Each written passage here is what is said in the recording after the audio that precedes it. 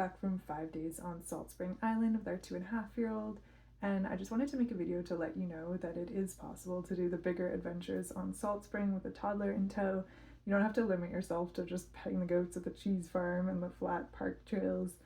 We were able to summit both of the larger mountains, do the kayak trip that we wanted to do, and in this video I'm going to let you know all my tips to help you make that happen. First and foremost, assuming you're coming from the mainland, I would highly recommend making sure that you have a direct ferry booked.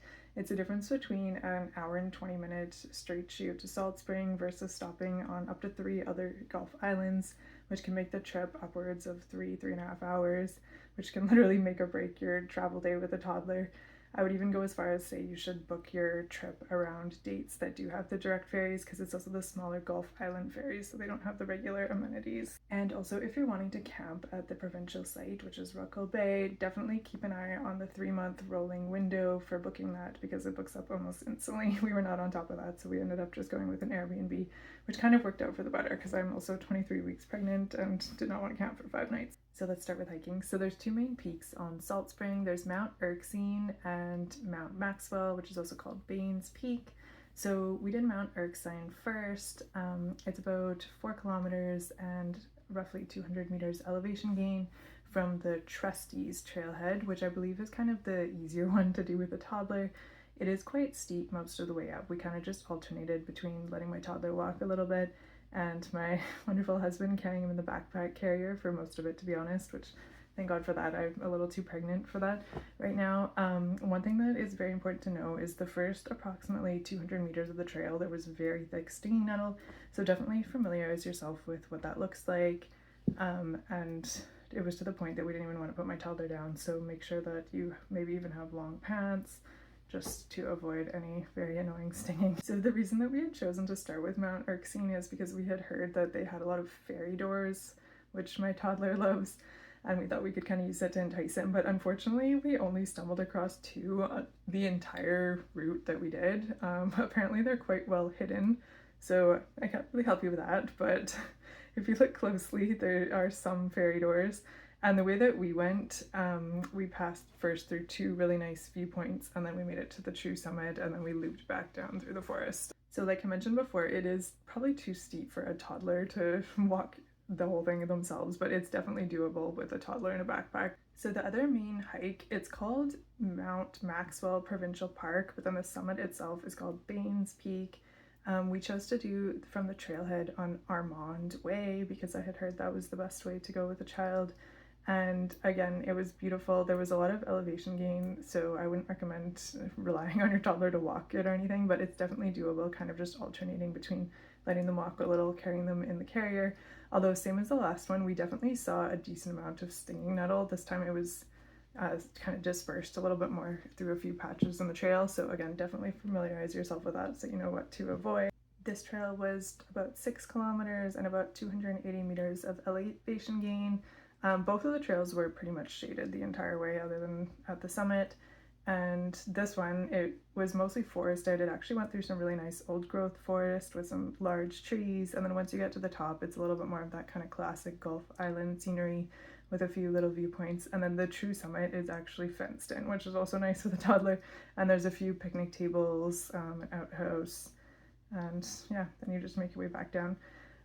It's hard to say which hike we liked better. I would say if you're not super experienced carrying your toddler, Mount Erskine is of course a little bit shorter if you do it from the Trustees Trail, and the views are quite rewarding. So if you're wanting kind of an easier one, that one's probably the better place to start and see how you go with that one. So next up, I really wanted to do like either a canoe or kayak trip because I grew up doing that in the Gulf Islands, and I found there was this company called Salt Spring Adventure Co., which is in the main Ganges harbor, I think it's called, and their kind of main trip was the Chocolate Beach tour, which unfortunately the actual guided tours, you have to be at least 3 to do it, so we decided to just rent the boats and do it on our own. I couldn't find a single map online, so I kind of just made my own of the harbor and showing you the rough route that we took. It's on Three Sisters Island. It's about 4 kilometers one way.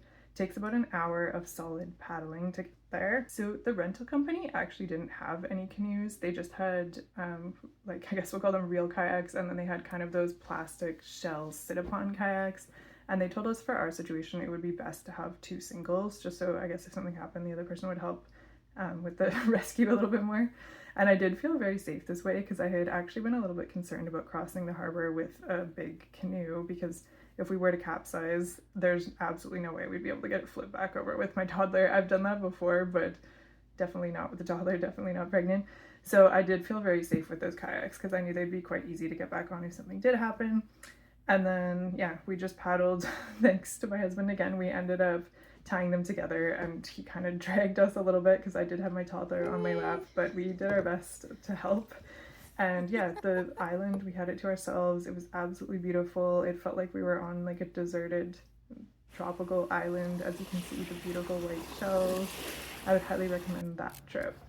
And one other thing that we never got to do, but they also do nighttime paddles where you can see the bioluminescence. So if you're there during the right season, definitely look into that as well. So back to the boat rentals, it was called Salt Spring Adventure Company. The hardtop single kayaks were $49 each for a 2-hour rental. We did end up taking a total of 3 hours, so we were charged a little bit extra.